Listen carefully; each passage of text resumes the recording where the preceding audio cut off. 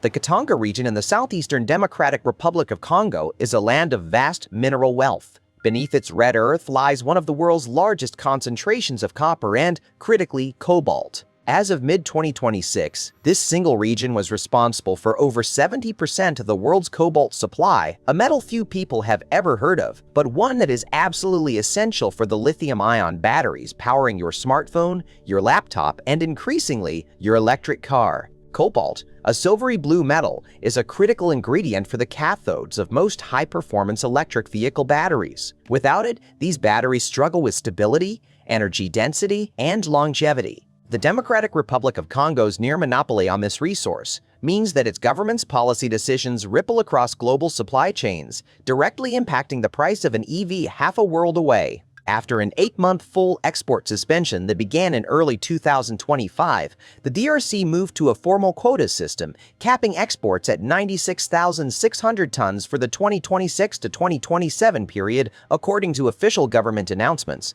This decision, combined with severe logistical bottlenecks, has already sent cobalt prices surging by roughly 160% from their February 2025 low, reaching about $26 a pound by mid-2026. This isn't just about controlling the raw material, however. The real strategic choke point often lies elsewhere, in the complex, energy-intensive process of refining.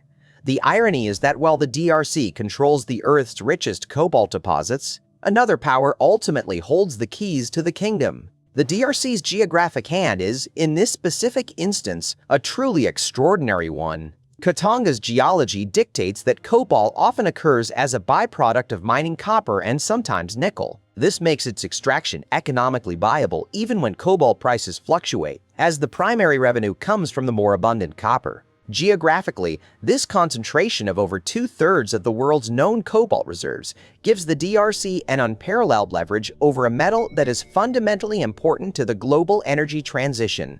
It's an accident of geology that has handed a single nation a powerful lever in the 21st century global economy. In early 2025, the DRC government implemented an 8-month full export suspension for cobalt. The stated goal was to gain better control over its valuable resources, combat illegal mining, and ensure that the country benefited more from its mineral wealth.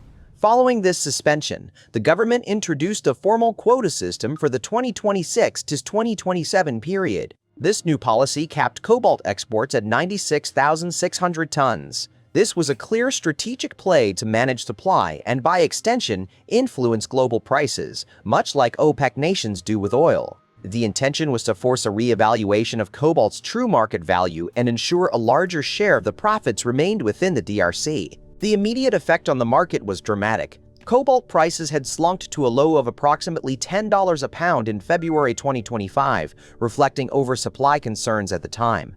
However, the DRC's export suspension and subsequent quota system quickly reversed this trend. By mid-2026, the price had skyrocketed to roughly $26 a pound, a staggering increase of about 160%.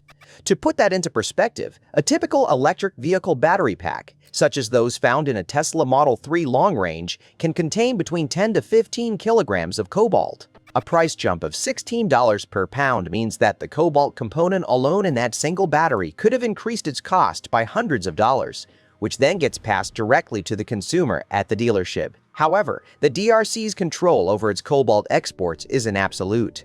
Despite the official cap of 96,600 tons for 2026 to 2027, actual exports have been consistently running at only 33 to 50% of that figure. This isn't due to a lack of available cobalt in the ground. Instead, it's a stark illustration of the country's severe logistical bottlenecks. Decades of underinvestment mean that the DRC lacks the robust infrastructure necessary to move such vast quantities of ore efficiently. Roads are poor, rail networks are limited, and border crossings are often slow and prone to delays. This creates a significant gap between the intended export volume and what can actually be transported out of the country, acting as an additional unintended choke point on the global supply. This brings us to the next critical step in the supply chain: refining. While the Democratic Republic of Congo provides the raw material, most of the metal that does manage to leave the country is not processed locally. Instead, it is shipped primarily to China. China has spent decades strategically building its refining capacity, now dominating global cobalt processing regardless of where the metal was originally mined. As of recent estimates, China refines over 70% of the world's cobalt, turning raw ore into the battery-grade chemicals required by manufacturers. This means that even if the DRC could flawlessly export its entire quota, the material would still largely flow through Chinese processing plants. The reason for China's dominance in cobalt refining lies in a combination of long-term strategic planning and significant capital investment. Cobalt refining is an incredibly energy-intensive and technically complex process, requiring specialized infrastructure and expertise. It's not a simple matter of crushing rocks. China recognized the strategic importance of critical minerals early on and invested heavily in building massive, state-of-the-art refining facilities. This has created a critical dependency. Even if other nations wanted to establish their own refining capabilities, the sheer scale of investment, the technical know-how, and the environmental regulations involved make it a daunting and time-consuming prospect. This situation creates a fascinating global chessboard. The DRC, with its vast mineral wealth, holds the geographic advantage of supply. But China, through its control of the refining process, holds the strategic advantage of transforming that raw material into a usable product. Nations like the United States and those in Europe are actively seeking to diversify their critical mineral supply chains, investing in new mining projects and exploring domestic refining capabilities. However, these efforts are often slow and expensive, facing environmental hurdles and high labor costs. For the foreseeable future, the global economy remains tethered to this dual dependency: the DRC for the raw earth and China for the refined metal. Ultimately, this complex interplay of geography, government policy, and industrial strategy culminates in the price you pay for your next electric vehicle. The DRC's decision to implement an export quota, driven by a desire to capture more value from its natural resources, directly contributes to higher cobalt prices. These higher prices are then exacerbated by the country's own logistical constraints, which further limit the actual supply reaching the market. And finally, the overwhelming reliance on China for refining means that even as raw material prices fluctuate, the global market for processed cobalt remains largely under one nation's influence. One country's geology, another's industrial might, and a third's government policy combine to determine whether your new EV costs a few hundred or a few $1,000s more. The strategic importance of a resource is not just about where it is found, but also about where and how it can be processed. The Democratic Republic of Congo may sit on most of the world's cobalt, but for now, it's the refiners who truly dictate its value and its journey into your car. However, this geopolitical tension and price volatility are accelerating a fundamental shift within the battery industry itself. Major automakers and battery manufacturers are actively working to reduce their reliance on cobalt and, in some cases, eliminate it entirely. One significant trend is the increasing adoption of lithium iron phosphate, or LFP, batteries.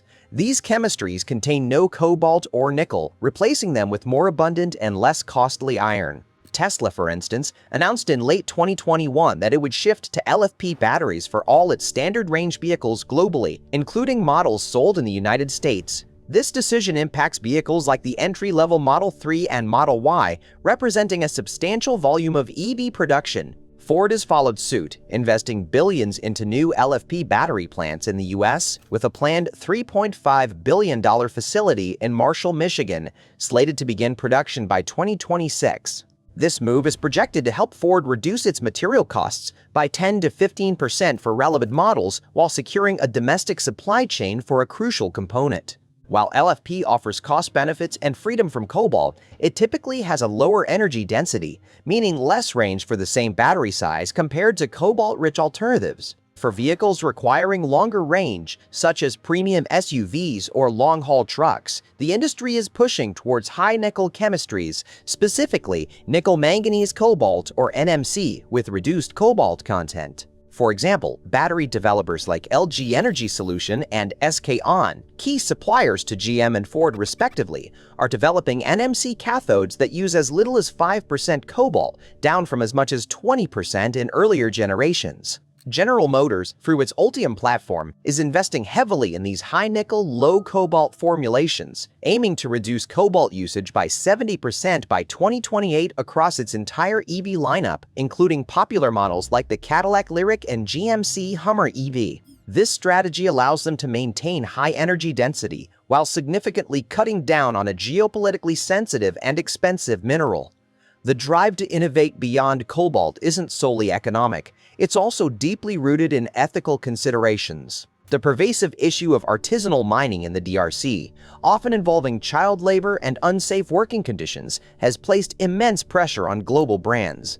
Companies like Apple and Samsung, major purchasers of cobalt for their electronics, have implemented stringent auditing and traceability programs for their supply chains, but the complexities on the ground remain formidable. Shifting to cobalt-free or low-cobalt batteries reduces the exposure to these challenging ethical dilemmas, aligning with consumer and investor demands for more responsible sourcing. The ethical imperative thus acts as a powerful accelerant for technological change, pushing engineers to find viable alternatives faster. Furthermore, the U.S. government itself is actively incentivizing domestic battery manufacturing and critical mineral processing through legislation like the Inflation Reduction Act of 2022. This act provides significant tax credits for EVs assembled in North America, with batteries containing a certain percentage of domestically sourced or processed critical minerals, or those from free trade agreement partners. These incentives are designed to diminish reliance on non-allied nations for critical components, directly impacting the demand for DRC-mined, China-refined cobalt by pushing for localized alternatives. For example, Redwood Materials, a US-based battery recycling startup founded by former Tesla CTO J.B. Straubel, is constructing a $3.5 billion battery materials campus in Charleston, South Carolina, aiming to produce 100 gigawatt-hours worth of cathode and anode components annually by 2025, enough for over 1 million electric vehicles. Subscribe to Tradewind, and the next video is waiting for you on screen right now.